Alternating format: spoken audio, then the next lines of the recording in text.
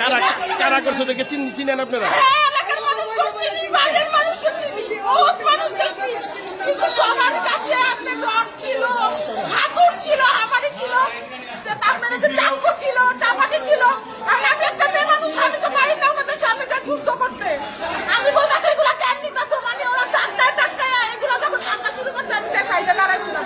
সবাই সবকিছু লুটপাট করে নিয়ে গেছে, যেখানে যা ছিল ঘরের আলমারি ভাইনা সব কিছু দিচ্ছে। তারা করছে